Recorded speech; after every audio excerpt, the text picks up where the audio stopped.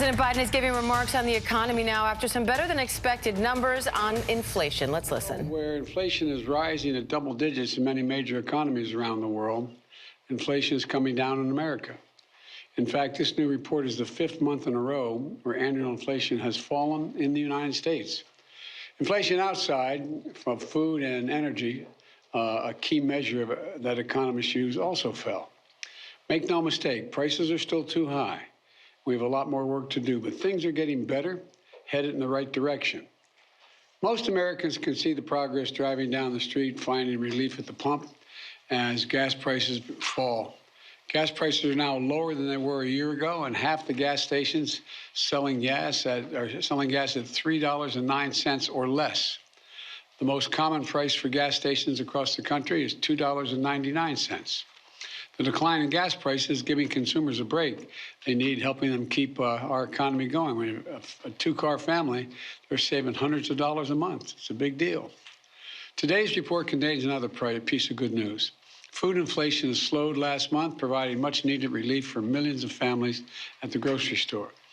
This is welcome news for families across the country as they get ready for the holiday celebrations and for family dinners. It's also important that we put today's news in a broader context. When I took office, we inherited a nation with a pandemic raging and an economy that was reeling. We acted quickly and boldly to vaccinate the country and to put in place a new economic strategy. A strategy built on an economy that was based on from the bottom up and the middle out. Now, 21 months later, we can see how our economic plan is working. We've added every single month of my presidency, we've added jobs. Total of 10,500,000 new jobs. 750,000 of them are manufacturing jobs. Where is it written, as I've heard me say it before, and I apologize for repeating it, where is it written that America can't lead the world once again in manufacturing? And by the way, remember I talked at length about the need to continue to invest in research and development. Look what's going on from the Department of Energy and the nuclear front. There's a lot of good news on the horizon. The unemployment rate is down to 6.4% when I was sworn in, down from 6.4% when I was sworn in. It's now 3.7%, near a 50-year low. We've done all of this while lowering the federal deficit in the 2 years we've been in office, $1.7 trillion. Let me say that again, $1.7 trillion we've lowered the federal debt. No administration has ever cut the deficit that much. Now, inflation is coming down as well. Prices of things like televisions and toys are going down. It's good news for the holiday season. Used car prices fell for the fifth month in a row. New car prices didn't go up this month. That savings is critical to so many families. It gives them just a little bit of breathing room for the holiday season. And all of this means that for the last several months, wages have gone up more than prices have gone up. Wages have gone up more than prices have gone up. I want to be clear. It's going to take time to get inflation back to normal levels as we make the transition to a more stable and steady growth. But we could see setbacks along the way as well. We shouldn't take anything for granted. But what is clear is that my economic plan is working and we're just getting started. My goal is simple. Get price increases under control without choking off economic growth. Bring inflation down while keeping our labor market resilient. Build an economy from the bottom up and the middle out, an economy with good jobs, good wages, and for the long run, not a boom or bust economy.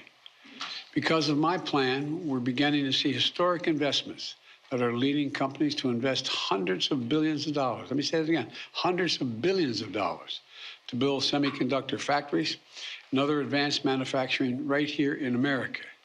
It's going to create tens of thousands of good-paying jobs in the years ahead. And by the way, a significant number of these jobs are expected to be jobs that pay an average of $125,000 a year. Many don't require a college degree, so things are looking up. So what's next? Because of my plan, we're taking powerful actions to lower prescription drug costs and health insurance premiums and energy bills. In just a few weeks, starting in January, families will get a little more breathing room. They've been told for some time since we passed the legislation that we're going to be able to lower the price of drugs. Let me give you just one example. Coming January 1, seniors with diabetes on Medicare are going to pay no more than $35 a month for a prescription of insulin. Up to now, they've been paying as much as $400 a month. That's a genuine savings for seniors. This matters so many families with loved ones who have diabetes and rely on insulin to survive, going from an average of $400 down to $15 or $35 a month.